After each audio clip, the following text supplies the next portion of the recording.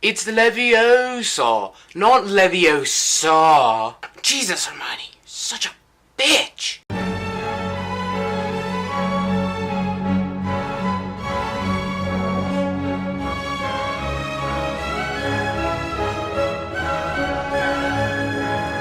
Sorry guys for the break in the Harry Potter videos. I don't even know what happened. I just haven't been able to make them for the last couple days. So, we're back and getting back on track and, be more consistent this time. Today, I'm going to be doing another part of the set of reviews, and today is for Chamber of Secrets, a review of the book and the movie. I am expecting if you're watching this, you've already seen the book or read the movie, or most likely both. So yes, potential spoilers, but I really don't think it's necessary to warn you guys. When I was younger, for the longest time, Harry Potter and the Chamber of Secrets was my favorite Harry Potter movie. I don't remember any specific reasoning for why I liked it so much. I just did. Given at the time there weren't too many Harry Potter movies out, but I, for some reason, really dug the second movie, and I still really like it. I just see some more flaws in it than I used to. It definitely seems to be the most faithful of all the Harry Potter movies in comparison to the book, because the book itself, it's not as much source material, or it's not as much material in general as relative to the other books, that are 600, 700, even 800 pages. This one's about 400, so it's really not as much that they had to translate onto film, and it's the longest of all the Harry Potter books, so one of the shortest books combined with the longest movie, obviously you get pretty much everything out. As I was going through this, I was trying to figure out, what exactly they take out, but I think in this book, the only big thing that they really take out is the Death Day party, with, Sir Nicholas and all that stuff. I mean, they really don't even mention that at all, but that's all I can really think that big things that they took out. That was about it. And they kind of gloss over the stuff with Filch being a squib and that whole little thing, but yeah, that's not really too big. So yeah, I think that's only like one thing that they took out, so definitely the most faithful of all of them. I really love the way they did Dobby in the movies, because if you read the books, they almost, Joe kind of describes them as, or describes Dobby, or, all elves, as being almost revolting. I mean, they're still kind of gross in the movies, but it's so cute. If you watch Sorcerer's Stone and then immediately watch Chamber of Secrets, it's so weird. Like, you look at how fast these actors mature. I mean, their voices already get deeper, they already get taller, they already look older. It's really crazy how fast they age. I think anybody who was young when they read or watched the movie or book was kind of freaked out a little bit when they read or watched it, because, all the Harry Potter books have something creepy in them, have a little, kind of almost scary factor,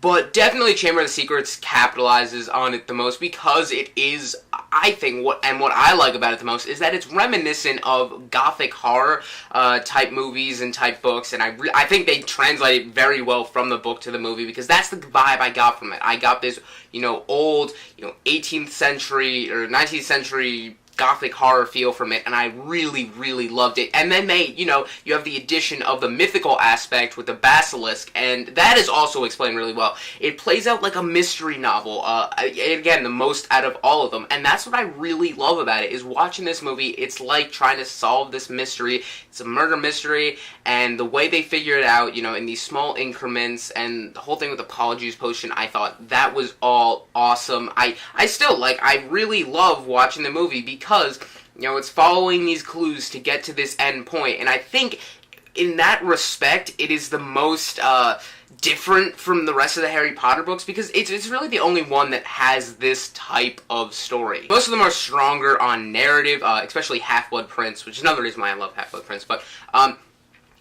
all of them regard piecing information together, but this one the most, I think, it's the only one that really plays out like a mystery. Yeah, sure, there's mysteries about what the Horcruxes are, but not quite like Chamber. I love the way it introduces the backstory of Voldemort, as young Tom Riddle. I think they did that very well. And to be honest, I don't know why I have this edition of Chamber of Secrets. I know I have, the original copy. I don't know where this even came from.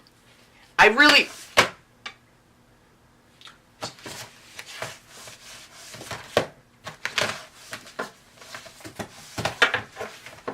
Patrick is so tired! I'm Mobius!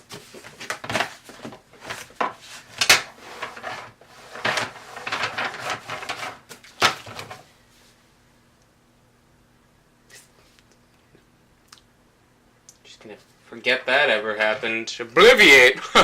Oh my god, I'm so cheesy. You know, with adaptions, you usually change directors every movie, but Chris Columbus, he got the chance the first two movies, and then, eventually go on to have David Yates take Order of the Phoenix, and then close out the rest of the series. But yes, this is Chris Columbus' second time around in Harry Potter. He definitely had a better feel for it this time. Yet again, he still brought his same style. It is the same style as the first movie, maybe a tiny more gritty. But now, once Alfonso came on, he kind of changed things up. First off, taking the title scheme, changing that, and this is kind of the turn. At the end, you kind of realize that things are going to start to change. It's going to start becoming more mature. You can tell by how grotesque the climax is. And actually, what I like about the climax, usually, they usually don't change it around too much. They just expand upon it, because in a book, there's only so much action you can write about that is entertaining, because it's not visceral, it's text. It can't just be narrative. The same thing goes for Deathly Hallows, with the Battle of Hogwarts. It's still text, you still have the justice to do as a director to kind of expand upon this action, and make it take up more time. And I really like how they do that, because the battle with the basilisk in the book is not very long. It's very quick, and they do a good job of drawing out the tension and making it a very satisfying payoff with this huge reveal of the monster and the huge epic action scene. I love that. One thing I have to say though, I don't think they give enough justice to the introduction of the Minister of Magic at the time, Cornelius Fudge, as a character, because the role of the Minister of Magic it was always kind of flaky throughout the movies. Scrimmager is only barely mentioned at the beginning of part 1. He's just kind of thrown in there.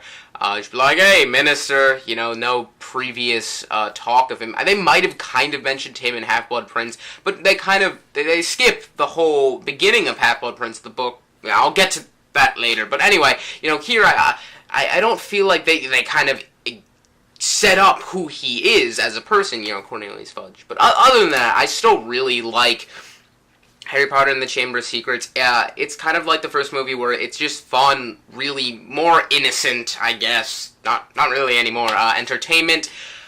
There are flaws, but yeah, I really, really like this movie. I'll give it a 9 out of 10. Still no rating for books.